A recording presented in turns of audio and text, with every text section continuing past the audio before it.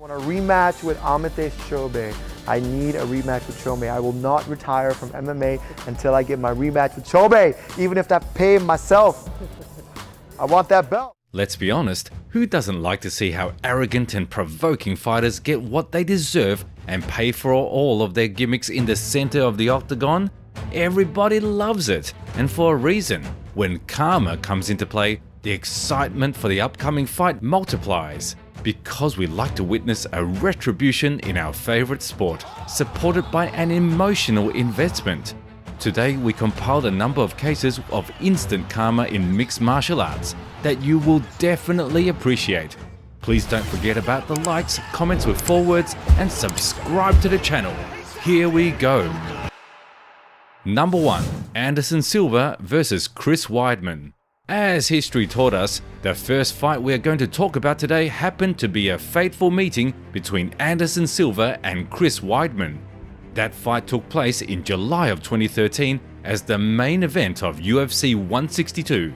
As you know, by that moment the legendary Spider already racked up a huge winning streak on top of successful title defenses and built a great legacy as a champion. At that time, his professional record consisted of 33 wins and 4 losses, while the American had a modest resume of 9 names and 4 wins in the world's best league. Anderson Silva moves like a man in a video game. O que eu treino e o que eu coloco em prática na luta é exatamente o que eu treino. Esteja bem preparado para lutar. There's guys that are talented fighters and there are guys that stand out. Chris Weidman is one of those. O Weidman tem um bom jiu-jitsu?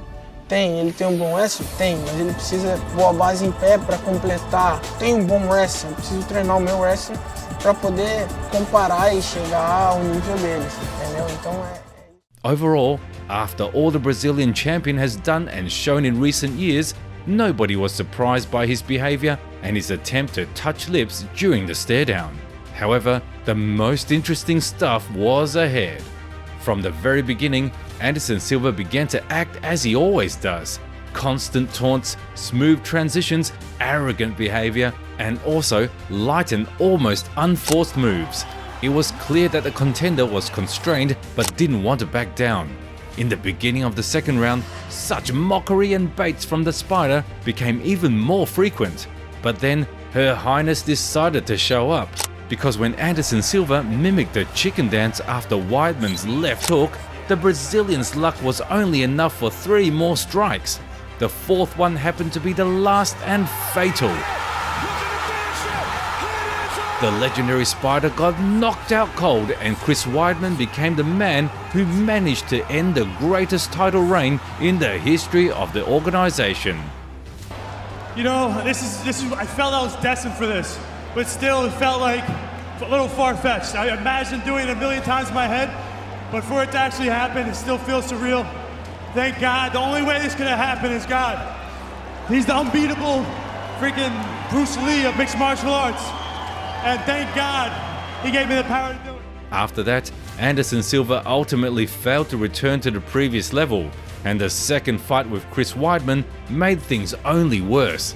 As you remember, the Brazilian Spider got a terrible leg injury, after which he quickly began to decline. Number 2. Douglas Lima vs Michael Page 1. Next we have a fight featuring one of the best performers and showmen in the history of the mixed style. Michael Page began his professional MMA career in February of 2012. At that moment, he had 2 successful fights in boxing and kickboxing, both resulting in a stoppage. Since he arrived in the new industry, Venom has put himself on full display. He shined on the fighting pedestal like no other fighter before, as MVP's signature style was not cracked and studied to full extent just yet. By 2019, he was on a streak of 14 wins with no losses in the second best league, and by May 13th, right at Bellator 221, he faced the toughest Brazilian in the organization and a former champion in the face of Douglas Lima. It's weird. I was actually like, this one I'm definitely going to be the underdog, because you know how established Douglas Lima is. Weirdly enough, I don't believe I am, because I checked on a couple of things before, but I don't know. I think it's because I'm probably more popular because just more promotion-wise, I've pushed myself a bit further out to the fans that don't really know enough about, you know, the mixed martial arts to know Douglas Lima. And Douglas Lima is a bit more of a tame character, a bit more, you know, relaxed. So he's not necessarily the easiest to market, and he doesn't necessarily care to market himself. Me and him is gonna be different for sure. You know, expect a lot more excitement. You know what I mean? I'm gonna attack. You know, Roddy's gonna sit back, and I can't wait, man. This is an interesting fight. You know, I've been looking for a fight like this for a long time. You know, he's still, you know, MVP, man. He's still undefeated. He's still dangerous. You know, I'm not looking past him, but I'm very excited to get in there. It couldn't go without some elements of the show prior to the actual fight, combined with an attempt of psychological pressure from the undefeated prospect. Despite a competent opinion of the Brazilian, this fight started as always. Venom was constantly moving and held his hands low in his common style, continuously baited his opponent, demonstrated an incredible agility and brilliant footwork. However, he ultimately underestimated the Phenom's potential, especially his main weapon in the form of deadly low kicks. Already at 30 seconds into the second round, Douglas Lima knocked Michael Page's bearing leg and unloaded with an uppercut from hell straight on his chin. Venom simply did not have any chances to survive. Man, it feels good. I'm just blessed. Thank you, God, for this. Thank you, everybody out here. Man, I've been working for 7 months and a half since my last fight. I'm just really happy to be back here. I respect Michael Page so much, man, but you know, hats off for him. He's gonna come back strong. And just thank you all for being here, man. I got amazing friends. My wife is here watching today. I'm very emotional right now, but thank you guys for all the support, and let's finish this tournament. As history taught us, Douglas Lima is still the only fighter who managed to stop MVP and vividly show that even such a fighter as Michael will not be able to be so defiant with everybody inside the octagon. Number 3. Joe Harding versus Johan Segas. Now we would like to tell you about the case that is similar to the previous one, though more representative. 18th event of the local league British MMA Challenge took place in February of 2017, England. This fight had a championship status. The local champion in red gloves, Joe Harding, was defending his belt against a fighter from a different promotion in the face of the Frenchman, Johan Segas. The first round was mostly about the feeling out process. The Brit felt a lot more confident, so during each of the given 3 minutes, he constantly tried to taunt his opponent. He put the hands behind his back, performed little dancing moves, not forgetting to overact and show off. Johan Segas was patiently waiting and occasionally tried to attack. Harding tried to keep the distance and controlled the tide of the fight with fast kicks. The next 3 minutes continued in the same manner. The champion refused to give a fist bump in respect to his opponent and ended the round by not looking at the Frenchman and scornfully throwing kicks till the very last second. Sure, if Johan was more decisive, maybe he could have punished the mocking vis-a-vis earlier. But for now, he only resorted to occasional and hesitant lunges at Joe Harding, who tried to scare him with more sharp movements. In the final round, everything finally fell into place. Even though this time the Brit reached out his hand after the bell, his behaviour did not change at all. If anything, it became even worse, making a false assumption that his opponent would be hesitant to attack in the last round as well. The champion doubled the number of taunts and mocking actions. In one of the sequences, he once again took a side position and began to perform something resembling a dance. A pre-agonal one it happened to be. Because this time, the Frenchman did not wait for the show to be over. He threw a surgical high kick and teleported Joe Harding's chin to another dimension. In its time, this fight made a lot of noise in the media. As we said in the very beginning, such episodes of punishment for arrogant behavior always draws a lot of attention. Number 4. Ben Nguyen versus Julian Wallace. The fight between Julian Wallace and Ben Nguyen for the bantamweight champion took place in March of 2014 at the local Nitro 11 tournament. Prior to the fight, the excessively tattooed and overconfident fighter thought that it wouldn't be a bad idea to try to scare his opponent during the stare down. When the guys stood in front of each other, Wallace extended his left hand and began to press it against Ben's neck, all while piercing him with a cold and threatening gaze. The American fighter of Asian descent answered to such an unexpected behavior with a tentative smile, for which Julian undoubtedly gave himself credit and decided that the win was already in his pocket. However, the reality was different. As you can see in this footage, all confidence and arrogance of the Australian was only limited to a timid defense. Ben Nguyen needed only 25 seconds to send the opponent to the Shadow Realm and earn a well-deserved fame in such a spectacular championship fight. Number 5. James Gallagher vs Ricky Bandejas. Next we have a fight that happened in August of 2018. For those who don't know what we are talking about, here's a brief reminder. And for those who don't, meet James Gallagher, or like he is commonly known, a Walmart version of Conor McGregor. Get the out of here! This is my country! Don't forget that!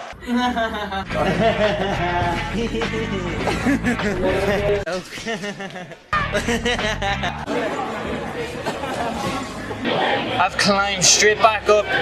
There was days I felt like going, is this even worth it anymore? I was like, is that even worth it? And at the end of that day I was going, damn right, it's worth every bit of it. And now that I step back up here and I get that and rolling in the fight week again, it was worth every damn bit of it. I kept my head focused. I kept strong, pushed through it all, battled all the injuries, everyone loved to see me down. Everyone was standing on me. When I was at the rock bottom, they stood on top of me, tried to keep me down. And I was like, damn, got straight back up. And now I'm here and they're all running. I dropped down a weight class and the champ goes running. He goes running, so he's back up to 145. James Gallagher is a special kind of a character in the fighting industry. As he got overly inspired by the notorious Irishman, an immature mind decided to talk and act like his idol. He grew a beard, mimicked the style and habits of McGregor from a regular life, and supported that by harsh statements and provocative behavior. In 2018, a vivid and charismatic prospect, according to his own belief, faced the American fighter Ricky Bandejas. I'm just too good, he's not my level. I'm that step above, I'm that next killer up. In here Friday night, I'm going to beat him, and then I'm fighting for the belt in my home country in Dublin in December. I'm going to let it all go. Every shot, his head's going to move. Every takedown, he's going to hit the floor. Every transition, I'm going to be a step ahead. Every position I want to hold, he's stuck. Any submission I go, he's dead. Sure, one could be jealous of this guy's aspirations. His willingness to express himself is admiring. Even an attempt to imitate the image of a successful, notorious one could be seen as something positive. But his execution is not good for anything. Already prior to the actual fight, McGregor's doppelganger continued to conduct himself in an arrogant manner and did everything in his power to get into Ricky Bandejas' head. He jumped around, laughed, pointed fingers at his tattoos and screamed something similar to the word Ireland. And it seemed like that should be more than enough to reach the set goal, as it remained the case for Small, just get the job done. But that's the point where the similarities between the original and a copycat abruptly end. Of course, arrogance and trash talk are definitely a solid thing, but Gallagher failed to adopt the main attribute of the notorious one, the skill. James did not stand out neither due to his speed nor good timing or the ability to land. What else is there to say when McGregor's wannabe jumped for the American's legs just after 2 minutes into the fight? Bandejas stuffed the takedown, and when he figured that the Irishman was unlikely to impose any threat, he immediately went for an attack. At first, he dropped him with a straight right and then finished him with a side kick and a follow-up.